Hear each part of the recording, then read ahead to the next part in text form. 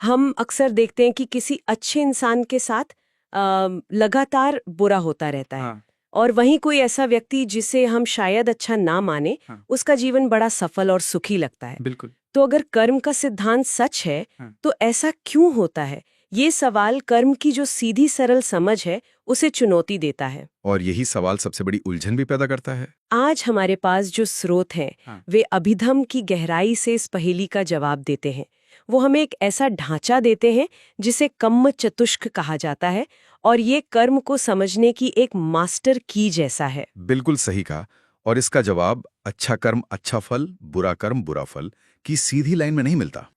अभिधम का ये वर्गीकरण, जिसे किच्चवसेन कम्म चतुष्क कहते हैं, कर्म को उसके कार्य के आधार पर, उसके फंक्शन के आधार पर 4 हिस्सों में बांटता है। अच्छा, इस आधार पर नहीं कि वो अच्छा है या बुरा। नहीं, इस आधार पर कि वो असल में करता क्या है। आज हम इसी की परतें खोलकर ये समझने की कोशिश करेंगे कि हमारा जीवन इन 4 अदृश्य शक्तियों की रस्साकशी से कैसे आकार लेता है। 4 शक्तियां, ये सुनने में बड़ा दिलचस्प लग रहा है। तो चलिए एक एक करके इन शक्तियों को समझते हैं। पहली शक्ति कौन सी है जो हमारे जीवन का, कह सकते हैं कि शुरुआती बिंदु तय करती है? पहली और सबसे बुनियादी शक्ति है जनक कर्म। जनक कम। हाँ, यानी जन्म देने वाला कर्म। ये वो कर्म है जो मृत्यु के क्षण में सबसे प्रभावी होकर अगले जन्म की पूरी रूपरेखा तय करता है। अच्छा। ये सिर्फ ये तय नहीं करता कि अगला जन्म होगा, बल्कि ये भी तय करता है कि वो जन्म किस लोक में होगा, मनुष्य, देव या फिर किसी दुर्गति में। ये हमारे अगले अस्तित्व की नींव रखता है। नींव मतलब ये सिर्फ जन्म की घटना तक ही सीमित नहीं है। क्या ये उस जीवन की क्वालिटी का एक ब्लूप्रिंट भी तय करता है? जैसे किसी को जन्म से ही कोई असाधारण प्रतिभा मिलती है या कोई शारीरिक कमजोरी, क्या वो भी इसी का हिस्सा है? आपने बिल्कुल सही नस पकड़ी है। ये सिर्फ लोक तय नहीं करता। शरीर की बनावट कैसी होगी, हमारी इंद्रियों की शक्ति, आंखों की रोशनी, सुनने की क्षमता कितनी तेज होगी, ये सब जनक कर्म के दायरे में आता है। अच्छा। अभिधम के अनुसार गर्भ धारण के समय जो चेतना का पहला क्षण होता है, जिसे पट्टिसंधि चित्त कहते हैं, वो इसी जनक कर्म का पहला परिणाम है। ये जीवन की डिफॉल्ट सेटिंग आप कह सकती हैं, या बेस फाइल तैयार कर देता है। तो एक उदाहरण से समझे, अगर किसी ने अपने पिछले जीवन में बहुत दान पुण्य और ध्यान साधना की है, हाँ, तो उसका जनक कर्म उसे एक स्वस्थ शरीर और अच्छी बुद्धि के साथ मनुष्य लोक में जन्म देगा। एकदम। ये एक शक्तिशाली शुभ जनक कर्म होगा। और दूसरी तरफ दूसरी तरफ लगातार की गई हिंसा या क्रूरता वो एक अशुभ जनक कर्म बनाती है, जो किसी कष्टकारी योनि में जन्म का कारण बन सकती है। जहां अस्तित्व ही एक संघर्ष हो, तो ये जीवन के खेल का डिफिकल्टी लेवल सेट कर देता है। ठीक है, तो जनक कर्म ने नींव डाल दी, डिफिकल्टी लेवल सेट हो गया। लेकिन हम देखते हैं कि एक ही जैसे परिवारों में या एक जैसी परिस्थितियों में जन्मे 2 लोगों का जीवन बहुत अलग-अलग दिशाओं में जाता है। सही बात है। एक आसमान छू लेता है और दूसरा वहीं का वहीं रह जाता है। तो यहाँ कौन सी दूसरी शक्ति काम कर रही है? ये बहुत अच्छा सवाल है, क्योंकि जीवन सिर्फ नींव पर नहीं चलता, उस पर लगातार निर्माण भी होता है। यहीं पर दूसरी शक्ति सामने आती है, उपट्ठम्बक कम्मा। उपट्ठम्बक कम्मा। हाँ, यानी सहायक या समर्थन देने वाला कर्म। ये कर्म खुद कोई नया जन्म नहीं देता, लेकिन जनक कर्म ने जो नींव डाली है, ये उसे जीवन भर सहारा देता है, उसे मजबूत करता है। अच्छा, तो ये उस पहली शक्ति का सपोर्ट सिस्टम है। जैसे बीज तो जनक कर्म ने बो दिया, और ये कर्म उसे लगातार पानी और खाद दे रहा है ताकि वो फले फूले। बहुत सटीक उपमा है, बिल्कुल यही काम है इसका। मान लीजिए शुभ जनक कर्म से किसी का मनुष्य जन्म हुआ। ठीक है। अब अगर जीवन भर उसे अच्छे मौके मिलते हैं, उसका स्वास्थ्य अच्छा बना रहता है, उसे सही समय पर सही गुरु या दोस्त मिलते हैं, तो ये सब उसके पिछले शुभ सहायक कर्मों का प्रभाव है। हाँ। ये कर्म उसके जनक कर्म के अच्छे फल को और भी ज्यादा मजबूत और प्रभावी बना रहे हैं। लेकिन क्या ये नकारात्मक रूप से भी काम करता है? मतलब मान लीजिए किसी का जन्म अशुभ जनक कर्म से किसी मुश्किल हालात में हुआ हो, तो क्या ये सहायक कर्म उसकी मुश्किलों को और बढ़ा सकता है? हाँ, बिल्कुल। ये दोनों तरफ काम करता है। ये एक न्यूट्रल शक्ति है जो बस मौजूदा ट्रेंड को मजबूत करती है। अच्छा। अगर जन्म ही कष्ट में हुआ है, तो अशुभ सहायक कर्म उस कष्ट को और तीव्र कर सकते हैं, जैसे गरीबी में जन्म लेने वाले को आगे भी कोई मौका न मिलना या लगातार बीमारियों से घिरे रहना। तो ये कर्मजनक कर्म के फल को, चाहे वो सुखद हो या दुखद, बनाए रखने और पोषित करने का काम करता है। ये तो थोड़ा परेशान करने वाला है। मतलब इसका मतलब है कि जिसके पास पहले से है उसे और दिया जाएगा, और जिसके पास नहीं है उससे वो भी ले लिया जाएगा जो उसके पास है। ये तो एक तरह का दुष्चक्र बन सकता है। ये एक दुष्चक्र बन सकता है, बिल्कुल। लेकिन कहानी यही खत्म नहीं होती। अच्छा। क्योंकि बाकी 2 शक्तियां अभी बाकी हैं और वे इस समीकरण को पूरी तरह से बदल सकती हैं। हाँ, और यहीं पर मेरा वो पहला सवाल वापस आता है। उस अच्छे इंसान का क्या, जिसका जन्म तो अच्छे घर में हुआ, यानी शुभ जनक कर्म, और शायद उसे मौके भी मिले, लेकिन उसका जीवन फिर भी लगातार संघर्ष, बीमारियों या मानसिक पीड़ा से भरा रहता है। ऐसा लगता है जैसे कोई अदृश्य शक्ति उसे आगे बढ़ने से रोक रही हो। और आप जिस अदृश्य शक्ति की बात कर रही हैं वही हमारा तीसरा कर्म है, उत्पीड़कम। उत्पीड़कम। हाँ, बाधा डालने वाला या कमजोर करने वाला कर्म। इसका स्वभाव ही है जनक कर्म के फल को दबाना, उसे कमजोर करना। ये उसे पूरी तरह खत्म नहीं करता, लेकिन उसे ठीक से फलने फूलने नहीं देता।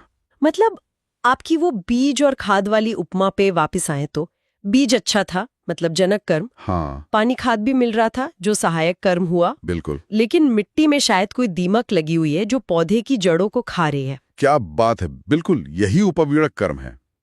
एक व्यक्ति को मनुष्य जन्म मिला, अच्छी बुद्धि मिली, लेकिन अगर उसके जीवन में लगातार असफलताएं आ रही हैं, रिश्ते टूट रहे हैं या कोई पुरानी बीमारी बार बार उभर आती है, तो इसका मतलब है कि उसके अतीत के कुछ अशुभ कर्म अब बाधक बनकर फल दे रहे हैं। ये उसके वर्तमान जीवन की अच्छी संभावनाओं को डिस्टर्ब कर रहे हैं, उन्हें दबा रहे हैं। तो ये एक तरह की रस्साकशी है। हाँ, एक रस्साकशी। एक तरफ शुभ कर्म जीवन को ऊपर खींचना चाहता है और दूसरी तरफ अशुभ कर्म उसे नीचे, और हमारा जीवन का अनुभव इसी खींचतान का नतीजा है। एकदम। और इसी रस्साकशी के कारण जीवन में उतार चढ़ाव आते हैं। यही वजह है कि कभी-कभी बहुत प्रतिभाशाली और अच्छे परिवार में जन्मा व्यक्ति भी जीवन में सफल नहीं हो पाता। बिल्कुल, क्योंकि उसका बाधक कर्म इतना शक्तिशाली होता है कि वो उसके सहायक कर्मों पर हावी हो जाता है। सही पकड़ा। ये हमें समझाता है कि क्यों सिर्फ मेहनत या अच्छी शुरुआत ही काफी नहीं होती। लेकिन एक मिनट, यहाँ मैं थोड़ा उलझ गई। हमें कैसे जाने कि कोई समस्या बाधक कर्म का फल है या बस हमारी अपनी इसी जीवन की गलतियों या आलस का नतीजा? क्या इनमें कोई फर्क है? ये बहुत गहरा सवाल है। देखिए, अभिधम के नजरिए से इस जीवन में की गई गलतियां या आलस भी एक नया कर्मी है जो तुरंत फल दे सकता है। अच्छा। लेकिन उपीड़क कर्म अक्सर उन बाधाओं के रूप में सामने आता है जो हमारे नियंत्रण से बाहर लगती हैं। जैसे अचानक कोई ऐसी बीमारी हो जाना जिसका कोई कारण समझ ना आए, या बिना किसी गलती के बार बार एक ही तरह की दुर्घटना का शिकार होना। यह हमें दिखाता है कि जीवन सिर्फ वर्तमान के कर्मों से नहीं, बल्कि एक बहुत लंबे खाते से चल रहा है। ठीक है, ये बहुत जटिल है। अब तक हमने 3 शक्तियों को समझा। एक जो नींव रखती है, दूसरी जो उसे मजबूत करती है, और तीसरी जो उसे कमजोर करती है। लेकिन अब आते हैं चौथी और सबसे नाटकीय शक्ति पर। हाँ, जिसे आपने विनाशकारी कर्म कहा था, उपघातक कर्म। ये नाम ही डरावना है। हाँ, और इसे सबसे शक्तिशाली इसलिए माना जाता है क्योंकि इसमें बाकी कर्मों के फल को बीच में ही काटने या पूरी तरह से नष्ट कर देने की क्षमता होती है। मतलब ये सहारा या बाधा नहीं डालता? नहीं, ये सीधे सीधे खेल ही खत्म कर सकता है। ये जीवन की दिशा को अचानक और पूरी तरह से बदल सकता है। एक मिनट, आप कह रहे हैं कि एक कर्म दूसरे कर्म को पूरी तरह से कैंसिल कर सकता है? जैसे एक बहुत शक्तिशाली पुण्य कर्म के असर को एक पाप पूरी तरह खत्म कर दे? हाँ, या इसका उल्टा भी उपघातक कर्म यही करता है। कोई उदाहरण है इसका? अभिधम्म में इसका एक क्लासिक उदाहरण दिया जाता है। मान लीजिए किसी व्यक्ति का शुभ जनक कर्म इतना बलवान था कि उसे 100 साल की लंबी और स्वस्थ आयु मिलनी थी। ठीक। लेकिन इस जीवन में उसने किसी की हत्या जैसा कोई महापाप कर दिया। ये नया अशुभ कर्म इतना शक्तिशाली हो सकता है कि वो पुराने अच्छे कर्म को, जो लंबी आयु देने वाला था, ओवरराइड कर दे और उस व्यक्ति की अकाल मृत्यु हो जाए। बिल्कुल। बाप रे, ये तो उस तेज तूफान की तरह हुआ जो एक स्वस्थ और मजबूत पेड़ को भी जड़ से उखाड़ फेंके, भले ही उसकी जड़ें कितनी भी गहरी क्यों ना हो। बिल्कुल यही। लेकिन जैसा मैंने कहा, ये विनाश दोनों दिशाओं में काम करता है और यहीं पर उम्मीद भी है। अच्छा, वो कैसे? मान लीजिए किसी के पुराने अशुभ कर्म के कारण उसे कोई गंभीर बीमारी होनी तय थी, लेकिन उसने वर्तमान जीवन में ध्यान और साधना से बहुत उच्च मानसिक अवस्था प्राप्त कर ली। या कोई महान परोपकार का काम कर दिया। हाँ, तो ये संभव है कि ये नया शक्तिशाली शुभ कर्म उस पुराने अशुभ कर्म को फल देने से पहले ही नष्ट कर दे और वो बीमारी उसे कभी हो ही नहीं। ये जानना बहुत बड़ी राहत की बात है। इसका मतलब है कि हम अपने अतीत के कर्मों के कैदी नहीं हैं। बिल्कुल नहीं है। वर्तमान का एक शक्तिशाली क्षण अतीत की पूरी कहानी को बदल सकता है। यही इसका सबसे महत्वपूर्ण व्यवहारिक पहलू है। ये हमें वर्तमान क्षण की शक्ति का एहसास कराता है। आपका एक शक्तिशाली अच्छा कर्म आपके कई पुराने छोटे-मोटे बुरे कर्मों के प्रभाव को काट सकता है। तो अब अगर मैं इन चारों को एक साथ रखने की कोशिश करूं, तो हमारा जीवन किसी एक कर्म का नतीजा नहीं है। ये इन चारों की एक बहुत ही जटिल और निरंतर चलने वाली प्रक्रिया है। हाँ, क्या हम इसे किसी एक व्यक्ति के जीवन के उदाहरण से समझ सकते हैं, ताकि ये पूरी तस्वीर साफ हो जाए? हाँ, ये बहुत जरूरी है।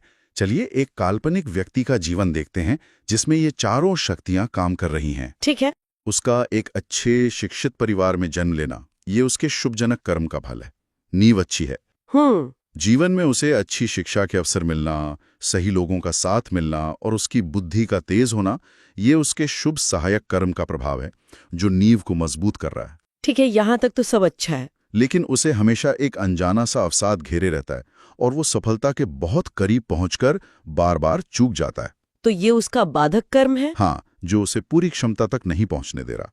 और फिर 40 की उम्र में जब वो अपने करियर के शिखर पर था, अचानक एक दुर्घटना में उसकी मृत्यु हो जाती है जबकि उसकी आयु अभी बाकी थी। ये एक शक्तिशाली विनाशकारी कर्म का प्रभाव हो सकता है जिसने उसके जीवन काल को काट दिया। ये तो बहुत ही स्पष्ट हो गया।